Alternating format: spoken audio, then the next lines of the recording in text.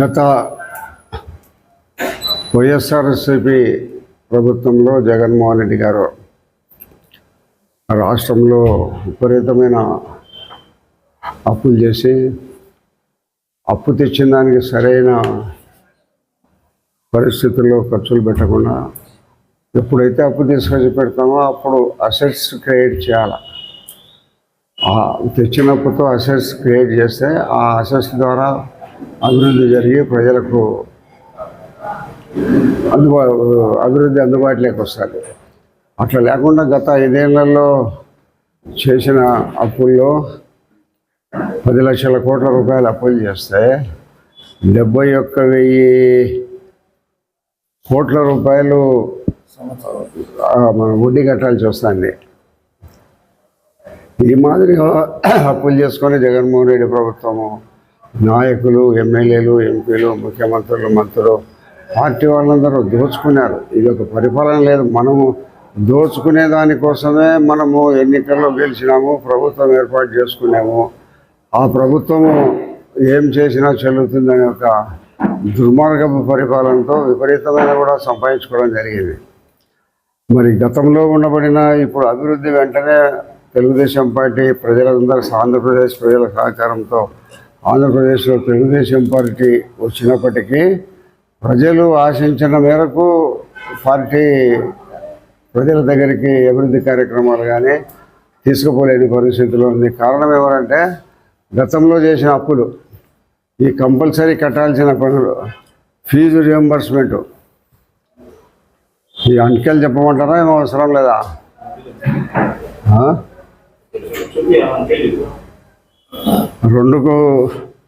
2,832 కోట్లు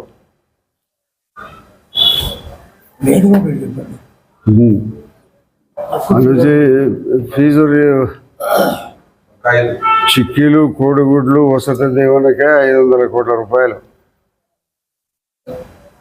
ఆరోగ్య బకాయిలు, సీఎం రిలీఫ్, ఉద్యోగుల బకాయిలు, ఇరిగేషన్ కాంట్రాక్టర్ల బకాయిలు, గృహ నిర్మాణ బకాయిలు, ఉపాధి హామీ బకాయిలు, ఇలా మొత్తం విపరీతంగా బాకీలు పెట్టిపోతే ఇప్పుడు వచ్చిన ప్రభుత్వం మళ్ళీ ఈ వ్యవస్థలన్నీ కొనసాగాలని అంటే అవన్నీ కూడా మామూలుగా వాళ్ళకు పాత బాకీలు కడితేనే కొత్త బాకీ ఇస్తారనే పరిస్థితుల్లో ఉంది. హౌసింగ్లో విపరీతంగా దోసుకున్నారు. ఇళ్లలో కానీ ఇంటి స్థలాల కొనుగోలు విషయంలో కానీ ఎమ్మెల్యేలు కానీ ఎంపీలు కానీ విపరీతంగా దోసుకోవడం జరిగింది. 7,000 కోట్ల రూపాయలు హౌసింగ్, రేషన్ బియ్యం 7,000 కోట్లు, సచివాలయాలకు రంగులు వేసేదానికి 3,000 కోట్లు, తాడేపల్లి ప్యాలెస్ దగ్గర సెక్యూరిటీ 986 మంది సెక్యూరిటీ, రోజు సర్వేరాల మీద జగన్ ఫోటోలకు 700 కోట్లు, ఋషికొండపై విశాలవంతమైన భవనానికి 600 కోట్లు, ప్రకటన పేరుతో సాక్షికి దోచిపెట్టింది 500 కోట్ల రూపాయలు, తాడేపల్లి ప్యాలెస్ నిర్వహణ ఖర్చు 15,000 కోట్లు, పట్టాదారు పాస్ బుక్కాలు, తాడేపల్లి ప్యాలెస్కు జగన్ పెట్టిన ఖర్చులు, ఈ మాదిరిగా 19,871 కోట్లు పాత బకాయిలన్నీ పెట్టిపోయినారు. ఆ పెట్టిపోయిన బకాయిలన్నీ తీరుస్తూ కాంట్రాక్టర్లకు ఈరోజు కూడా డబ్బులు వేయలే. మన దగ్గరికి వస్తున్నాడు మహేశ్వర్ రెడ్డి అని, ఆయనకు కాంట్రాక్టర్కు డబ్బులు వేయలే. జగన్ అన్ని కుంభకోణాలలో జగన్కు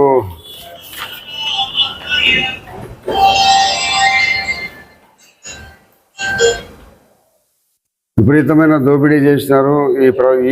ఈ బాట బాకీలన్నీ ఇప్పుడు డిపార్ట్మెంట్లు కడతా ఉంటేనే మళ్ళా ఆరోగ్యశ్రీ నడుస్తుంది, ఫీజుల రియంబర్స్మెంటు పెట్టినారు. ప్రతి ఒక్కటి మళ్ళీ పాతగా పెట్టిన ప్రభుత్వంలో అన్ని బాకీల పని కూడా కట్టే ప్రభుత్వాన్ని ముందుకు తీసుకుపోయే ప్రయత్నం జరుగుతుంది. అదే మరిగా దావోస్లో పోయి మన వ్యాపారవేత్తలందరితో కలిసి దండిగా ఎవరికి ఏ రాష్ట్ర ప్రభుత్వానికి పెట్టుబడులు తేనంత చంద్రబాబు నాయుడు గారు తేవడం జరిగింది. తెలంగాణతోనూ మిగతా రాష్ట్రాలతో పోల్చుకుంటే ఎక్కువ రాష్ట్రానికి వచ్చి ఇక్కడ ఇండస్ట్రీస్ పెట్టేదానికి, ఇక్కడ బిజినెస్ చేసేదానికి సమ్మతించిన వాళ్ళు చాలా ఎక్కువ సంఖ్యలో తీసుకెళ్ళడం జరిగింది. అభివృద్ధి అంతా కూడా నిరంతరం జరుగుతూనే ఉంటుంది. అభివృద్ధి అనేది ఒక నిరంతర ప్రక్రియ, ఆగేదేం కాదు. కాబట్టి అన్ని చేస్తూ వచ్చినప్పుడు మళ్ళీ అప్పటికప్పుడు కొన్ని చేస్తూ ఉండాలి. ఈ రాష్ట్రము చంద్రబాబు గారు, లోకేష్ గారి నాయకత్వంలో రాష్ట్రంలో ఒక 2 సంవత్సరాలలో పూర్తి అభివృద్ధి వైపు రాష్ట్రం పయనించే పరిస్థితిలో మన రూపకల్పన చేస్తూ ఉన్నారు. కాబట్టి జగన్మోహన్ రెడ్డి చేసిన అప్పులతో రాష్ట్రం అభివృద్ధి చెందే పరిస్థితి లేదు, అప్పులకే కట్టేదానికి లేదు. విపరీతమైన దోపిడీ జరిగింది ఆ గవర్నమెంట్లో. ఇప్పుడుగా ఏదో సస్వాళ్ళ మాదిరి మాట్లాడుతున్నారు వాళ్ళు. ఈరోజు కూడా ప్రభుత్వాలు దిగిపోయినా కూడా వాళ్ళ దందా ఆపని పరిస్థితులు కొన్ని ఉన్నాయి. పాత కాంట్రాక్టులే కొన్ని చోట్ల కంటిన్యూ జరుగుతున్నారు. పాత యొక్క గవర్నమెంట్ ఆఫీసర్లు వాళ్ళ ప్రతినిధులు ఎన్నో కొన్ని చోట్ల పనిచేస్తున్నారు. కోట్లలో అంతా వాళ్ళే ఉన్నారు. కాబట్టి ఈ రాష్ట్ర ప్రభుత్వము అప్పుల ఊగిలో కూనుకొని పోయి విపరీతమైన దోపిడీ చేసిన జగన్మోహన్ రెడ్డి గారికి ప్రజలు తగు విధంగా బుద్ధి చెప్పినారు. మళ్ళా పరటి పరిస్థితి ఉనికే ఉండే పరిస్థితిలో లేదు. చెప్పుకోలే. పత్రిక లోకానికి నమస్కారాలు తెలియజేస్తూ, తెలుగుదేశం పార్టీ చంద్రబాబు నాయుడు గారు కూటమి ప్రభుత్వం వచ్చి దాదాపుగా 7 నెలలుగా వస్తూ ఉంది. ఏవైతే ఎన్నికల ప్రచారంలో సూపర్ 6 కార్యక్రమాలు చేపడతామని చెప్పి చంద్రబాబు నాయుడు గారు చెప్పినారో అవన్నీ కూడా ఒకటి తర్వాత ఒకటి అమలు చేసే పరిస్థితి మనకు కనబడతా ఉంది. అయితే ప్రస్తుతం ఉన్నటువంటి రాష్ట్ర ఆర్థిక పరిస్థితిని ఒకసారి ఆలోచన చేసినట్లయితే, మన చంద్రబాబు నాయుడు గారు కూడా దావోస్ పర్యటనకు పోయి వచ్చి ఉన్న పరిస్థితిని, అక్కడ జరిగిన పరిస్థితిని, ఇక్కడ ఆర్థిక పరిస్థితిని కూడా ఒకసారి చెప్పడం జరిగింది అన్నమాట. ఒకసారి మనం ఆలోచన చేసినట్లయితే దాదాపుగా అంతకుముందు జగన్మోహన్ రెడ్డి గారు ఉన్నప్పుడు 10 లక్షల కోట్ల రూపాయలను అప్పు చేసి ఆ అప్పు భారాన్ని వచ్చేటువంటి ప్రభుత్వం మీద, అంటే ఇప్పుడు కూటమి ప్రభుత్వం మీద పెట్టడం జరిగింది. ఈ 10 లక్షల అప్పుల మీద వాయిదాల ప్రకారంగా అప్పులు మీద వచ్చేటువంటి వడ్డీ కానీ, అదేవిధంగా కొంత అసలు కూడా చెల్లించాల్సిన పరిస్థితి టర్మ్స్ అండ్ కండిషన్స్లో ఉంటుంది. ఆ విధంగా ఒక సంవత్సరానికి 70,000 కోట్ల రూపాయలను అసలు వడ్డీ కలిపి ప్రతి సంవత్సరం చెల్లించాల్సినటువంటి పరిస్థితి మన రాష్ట్ర ప్రభుత్వం మీద ఉందన్నమాట. మరి ఈ విధంగా 1,40,000 కోట్ల రూపాయలు భారం ఉంది. 10 లక్షల కోట్ల రూపాయలు అప్పు చేసిపోయినట్లయితే మరి ఏ విధంగా రాష్ట్ర ఆర్థిక పరిస్థితి ఉందో ఒకసారి ప్రజలు కూడా గమనించాల్సిన అవసరం అయితే ఎంతైనా ఉంది అని చెప్పి మీ ద్వారా అందరికీ తెలియజేస్తా ఉన్నానన్నమాట. అదేవిధంగా ఎవరైనా దాదాపుగా మనం గమనించినట్లయితే ఉన్నటువంటి రాష్ట్ర ప్రభుత్వము వాళ్ళ టైం అయిపోయే లోపలనే ఏ విధంగా ఉన్నా కూడా బాకీలను కూడా చెల్లించిపోయేటువంటి పరిస్థితి గత కాలంలో ప్రతి ముఖ్యమంత్రి కూడా చేస్తున్నట్టు సందర్భం ఉంది. మరి ఇప్పుడు జగన్మోహన్ రెడ్డి గారు, మన ఎమ్మెల్యే వరదారెడ్డి గారు చెప్పినట్టుగా వచ్చేసి దాదాపుగా జగన్మోహన్ రెడ్డి గారు పెట్టినటువంటి బకాయిల మొత్తం వచ్చేసి 1,40,000 కోట్ల రూపాయలు ఉందన్నమాట. ఇది చెల్లించాల పరిస్థితి ఉంది. అదేవిధంగా సరే ఏదో దాన్ని సంక్షేమ కార్యక్రమాలకు ఖర్చు పెట్టాలని చెప్పి అనుకుంటే కొన్ని విలాసవంతమైనటువంటి అనవసరమైనటువంటి జలసాలకు వచ్చేసి ఖర్చు పెట్టే సందర్భాలు కూడా మనం చూస్తూ ఉన్నాం. ఇంతకుముందు పేపర్లు కూడా మీరు చూస్తుంటారు. దాదాపుగా వచ్చేసి రేషన్ బియ్యంలో దోపిడీ జరిగింది. సచివాలయాలకు జగన్మోహన్ రెడ్డి బొమ్మ వేయడము, మళ్ళీ కొట్టేసేదానికి కూడా దాదాపుగా 3,000 కోట్ల రూపాయలు పెట్టడం జరిగింది అన్నమాట. తాడేపల్లి ప్యాలెస్కి వచ్చేసి 1,000 కోట్ల రూపాయలు ఖర్చు పెట్టడం జరిగింది. ఋషికొండ మీద అనవసరమైనటువంటి ప్రాజెక్టు, ఋషికొండ మీద ఎవరి కోసం ఖర్చు పెట్టారు, ఎందుకోసం ఖర్చు పెట్టారు అర్థం పరిస్థితి. దాని మీద దాదాపుగా 600 కోట్ల రూపాయలు విలాసవంతమైనటువంటి, కేవలం జగన్మోహన్ రెడ్డి గారు, జగన్మోహన్ రెడ్డి భార్య ఎప్పుడైనా కూడా ఋషికొండ మీదకి వైజాగ్ పోతే కేవలం గంట ఉండడానికి వచ్చేసి 6,000 రూపాయలు ఖర్చు పెట్టడం జరిగింది అన్నమాట. ఇదంతా కూడా ఎవరి డబ్బు, ఇదంతా కూడా 6,000 కోట్ల రూపాయలు ఖర్చు పెట్టడం జరిగింది. ఇదంతా కూడా ఎవరి డబ్బు, ఎవరి కోసం వాడుతూ ఉన్నారు?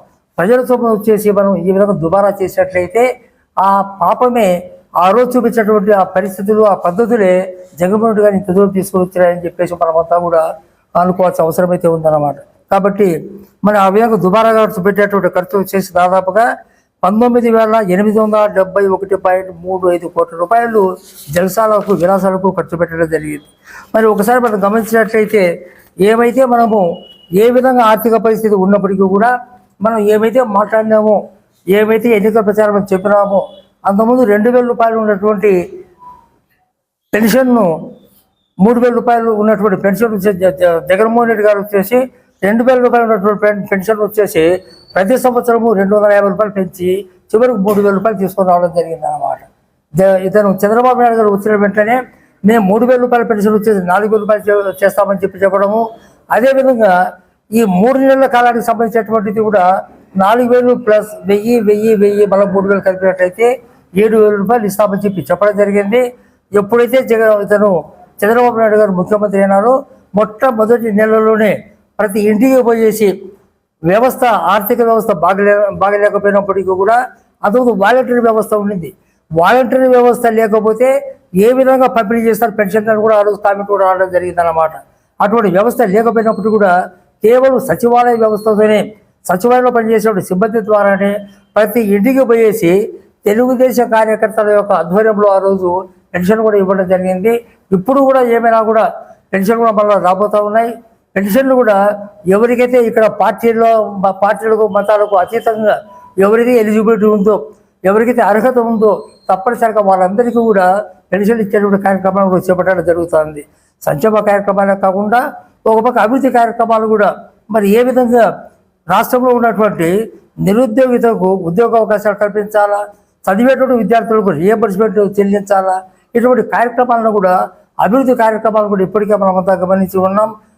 కేంద్ర ప్రభుత్వం యొక్క సహకారంతో వచ్చేసి పోలవరం ప్రాజెక్టు కూడా పరుగులు పెడతా ఉంది.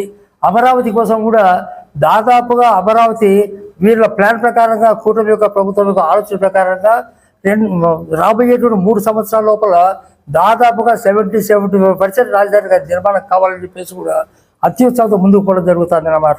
కేవలం పోలవరము అదేవిధంగా అమరావతి కాకుండా ఉన్నటువంటి ఉద్యోగస్తులు ఉన్నటువంటి నిరుద్యోగులకు కూడా ఉద్యోగ కల్పన చేయాలి అనేటువంటి అభిప్రాయంతో కూడా మొన్న దావోస్ పర్యటన ముఖ్యమంత్రి చంద్రబాబు నాయుడు గారు అదేవిధంగా నారా లోకేష్ గారు కూడా ఇతరత్ర మంత్రులు కూడా కలిసి అక్కడికి దావోస్కు పోవడము, అక్కడ చాలా కంపెనీలతో చర్చించి మాట్లాడి మీరు ఆంధ్రప్రదేశ్కు రండి, మీకు ఏం కావాలో మేము సమకూర్చడానికి సిద్ధంగా మేము ఉన్నామని చెప్పేసి వాళ్ళు చెప్పడం జరుగుతుంది.